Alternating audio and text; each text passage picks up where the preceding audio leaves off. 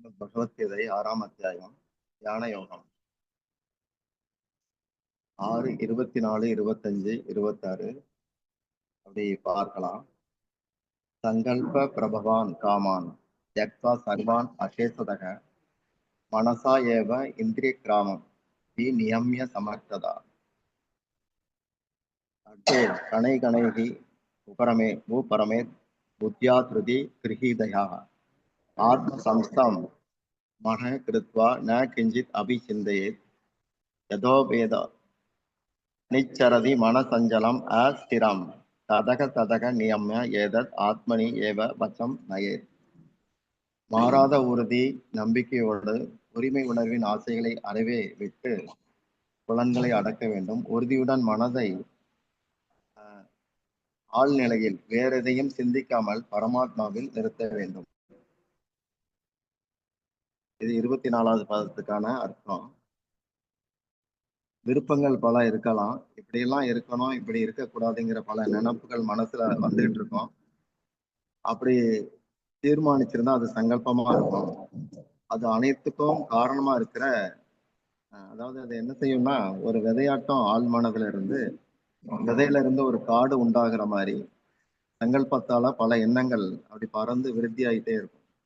இதுகளை எல்லாம் அறவே நீக்கி அசைச்சதகனா நீக்கி அது அறவே விட்டணும்.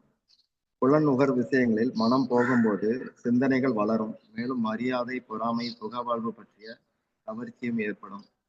ஞான யோகி இத்தகைய மனத்துணர்வுகளை விட்டு விடுவதில் உறுதியுடன் இருக்க வேண்டும்.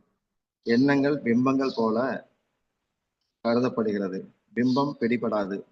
ஆனால் சங்கல்பங்கள் என்பது மனதில் பதிவுகளை உண்டாக்குகிறது. உரு கொண்ட கருத்துக்கள் அனைத்தும் பதிவாக சொல்லப்படுகிறது. எண்ணங்கள் வரலாம் போகலாம், ஆனால் மனதில் பதிவு உண்டாகாதபடி பார்த்து கொள்ள வேண்டும். மனப்பதிவு என்னும் விதையிலிருந்து ஆசை எனும் துளிர் துளிர்க்கும். ஆசை மெதுவாக வளர்ந்து பேராசையாக ஜடிக்கும். சங்கல்பங்களிலிருந்து மெதுவாக மெதுவாக விலகி அதாவது விருப்பமின்றி நுகர்தல், வெறுப்பின்றி விலகல், இவ்வாறு இருக்க வேண்டும். ஏனெனில் விருப்பும் வெறுப்பும் பற்றுதான்.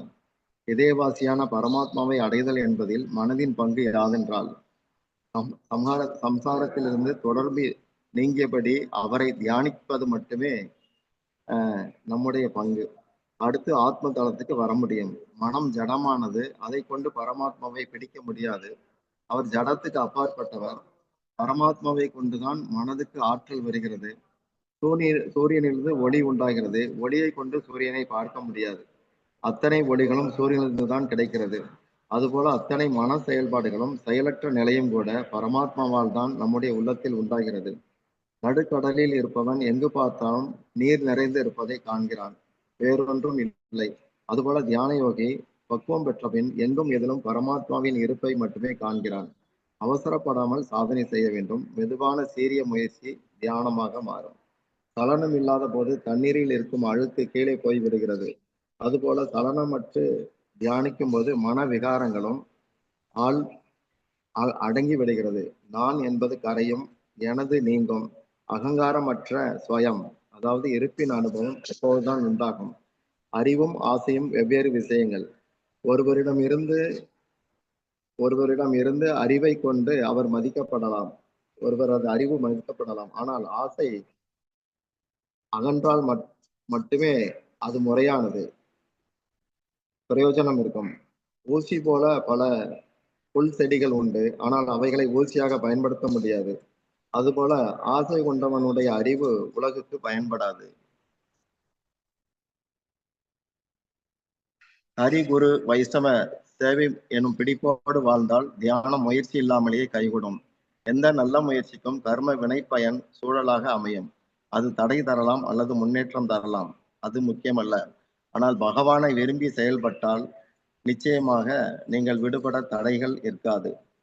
எங்கெல்லாம் அடுத்து 26வது பதம். எங்கெல்லாம் இந்த நிலையற்ற மனதானது சுற்றி திரிகிறதோ அங்கிருந்தெல்லாம் அதை பிடித்து இழுத்து பரமாத்மாவை நோக்கி ஈடுபடுத்து.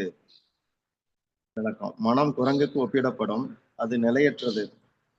இருப்பதை விட்டுவிட்டு இல்லாததையே நினைத்தபடி இருக்கும். அதை திருப்தி பண்ண முடியாது.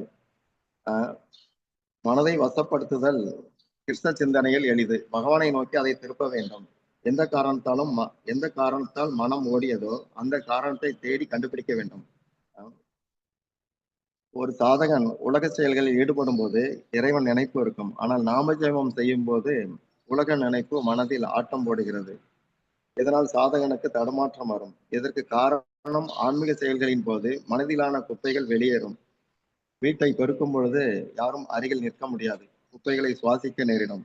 அதுபோல நாம ஜபத்தால் மனதில் சுத்தம் செய்யும் போது குப்பைகள் வெளியேறும்.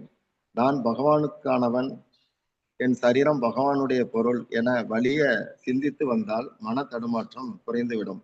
தியானத்தின் போது மெதுவாக நாமத்தை காதுபட சொல்ல வேண்டும். காது நாமத்தால் ஸ்பரிசிக்கப்பட வேண்டும். தியானத்தின் போது தியானம் முடிந்ததும் இவரை பார்க்கணும், என்ன விஷயங்களை செய்ய வேண்டும் என்ற கண்டதையும் அசை போடக்கூடாது. அசை போட்டபடி தியானிக்க கூடாது.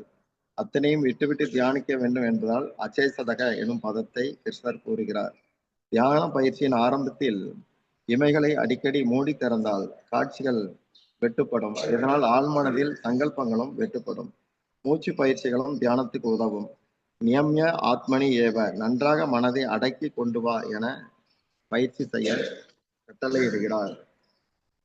சைத்தன்ய சரிதாமத்தின் நூலாசிரியர் சில கிருஷ்ணதாஸ் கவிராஜ கோஸ்வாமி குருநாதரின் சரணங்களை எண்ணியபடி மனதை முறைமைப்படுத்துகிறார்.